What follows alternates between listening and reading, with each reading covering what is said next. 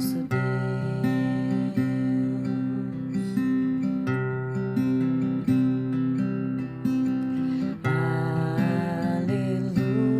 Aleluia, Santo, Santo é o Senhor Deus poderoso, digno de louvor, digno de louvor.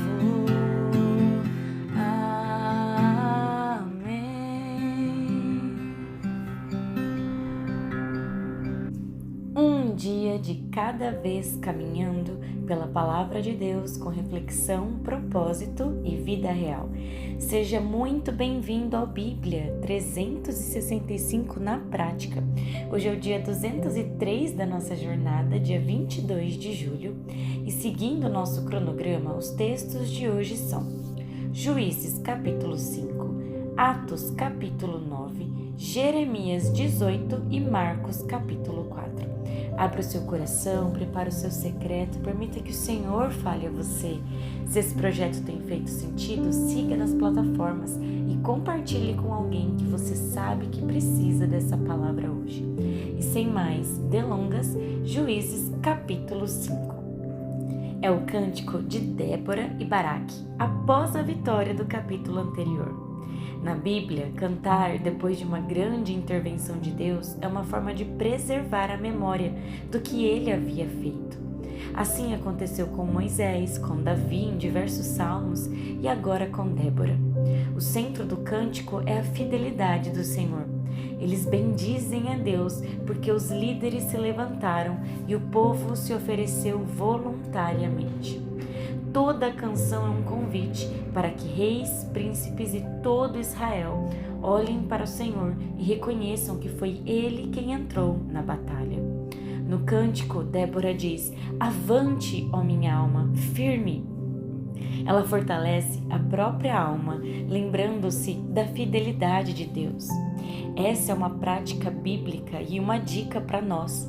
E aparece muitas vezes nos Salmos. Falar consigo mesmo. Minha alma, seja forte, avante, firme. Traz à memória quem Deus é e o que Ele já fez e quem somos em Deus. Quem ama o Senhor não apenas sobrevive, resplandece com a luz que vem dele. E novamente o capítulo termina dizendo que a terra teve paz durante 40 anos. A verdadeira paz não veio da ausência de inimigos, mas da presença do Deus que lutou pelo seu povo. Partindo agora para Atos, capítulo 9. Apresenta uma das conversões mais marcantes.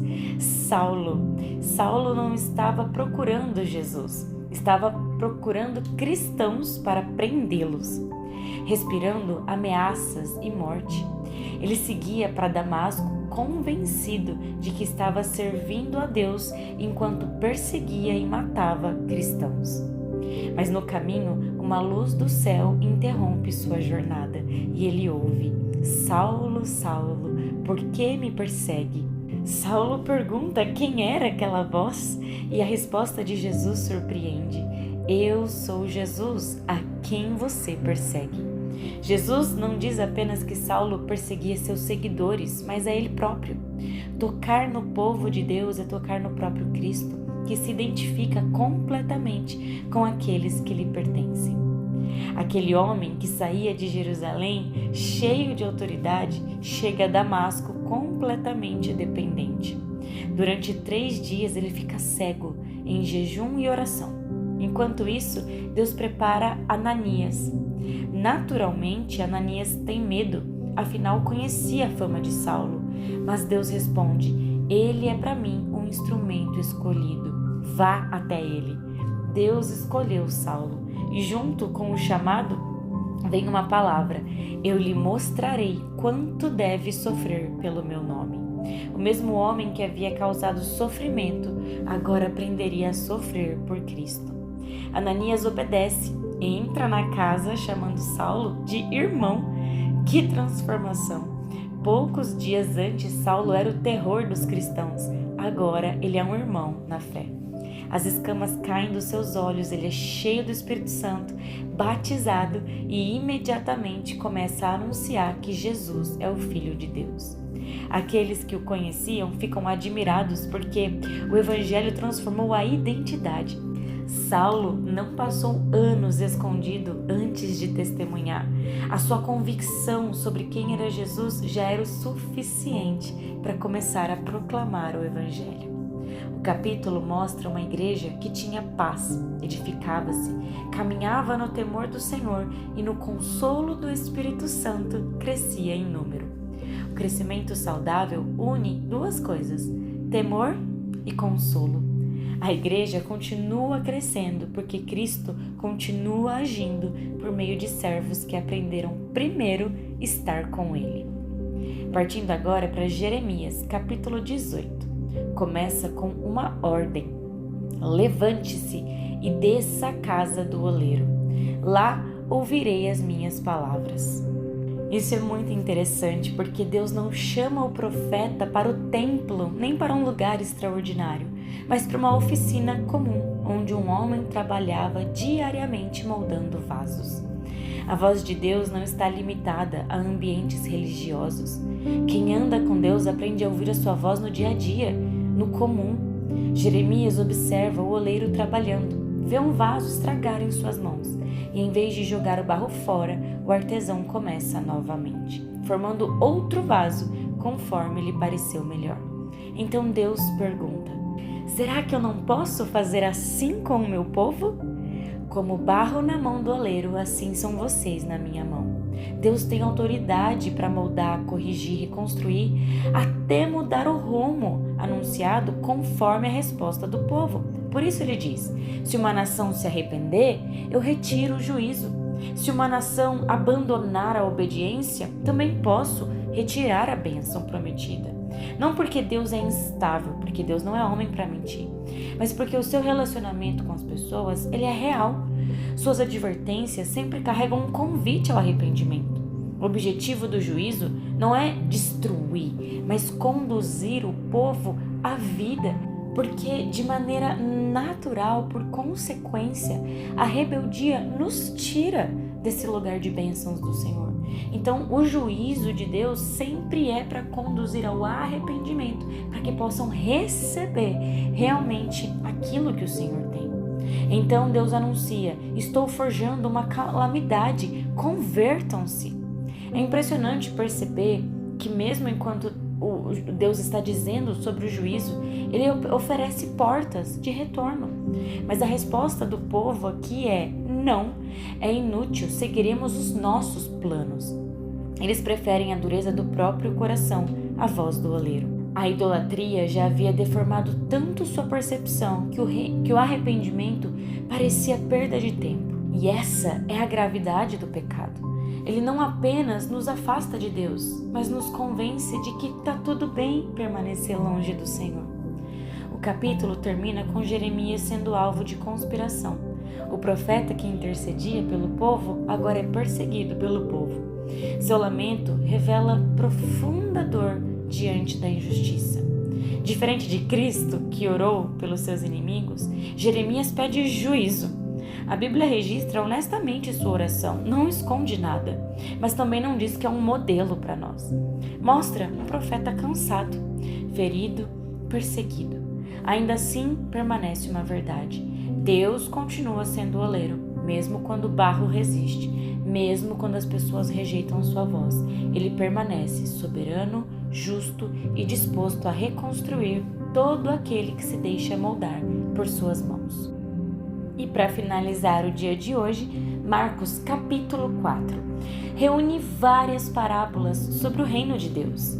Jesus sobe num barco e o transforma como púlpito para ensinar a multidão. Jesus conta a parábola do semeador. O agricultor lança a mesma semente em diferentes tipos de solo. A diferença da colheita não está na qualidade da semente, mas na condição do terreno. A semente representa a palavra de Deus, que possui poder em si mesma. O problema nunca está na palavra, mas na forma como ela é recebida. Jesus então explica aos discípulos que existem 4 respostas diferentes ao Evangelho. Alguns ouvem e Satanás rapidamente remove a palavra. Outros recebem com entusiasmo, mas não criam raízes e desistem diante das dificuldades. Outros permitem que preocupações, riquezas, desejos deste mundo sufoquem aquilo que ouviram. Mas há aqueles que ouvem, recebem e abraçam a palavra, produzindo uma colheita muito acima do esperado. Essa parábola nos leva a perguntar: que tipo de solo existe dentro de mim? O reino cresce primeiro no coração, antes de aparecer externamente. Jesus ensina muitas outras coisas, leia com atenção. A luz foi feita para iluminar, não ficar escondida. Depois ele fala da semente que cresce em silêncio e da pequena semente da mostarda, que se torna uma grande árvore. O reino de Deus normalmente cresce de maneira discreta, constante e muitas vezes imperceptível aos nossos olhos.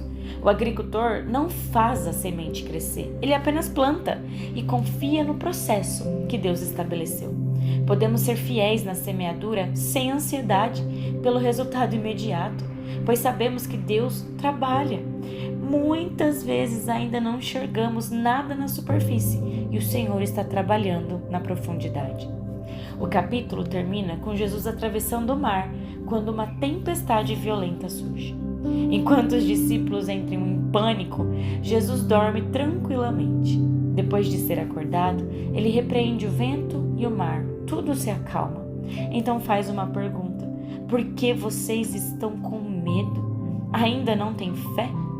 A questão não era apenas a tempestade, mas a presença de Jesus e a certeza de que, com ele, tudo se acalma. O vento e o mar obedecem a sua voz. Este é o Filho de Deus, diante de quem até a natureza se curva. Quando entendemos quem está no barco conosco, o medo começa a dar lugar à confiança.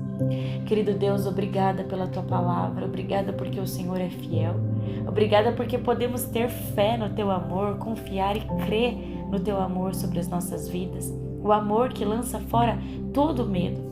Por isso que possamos dizer para nossa alma: avante, ó minha alma, firme, confie no Senhor, confie no seu amor. Nós te louvamos e te agradecemos, Pai. Pode nos moldar como o oleiro molda o barro. Que o Senhor cumpra o teu querer e a tua vontade sobre as nossas vidas. Em nome de Jesus, amém e amém. Que Deus te acompanhe hoje. Viva essa palavra na prática. Amanhã seguimos juntos no dia 204 da nossa leitura.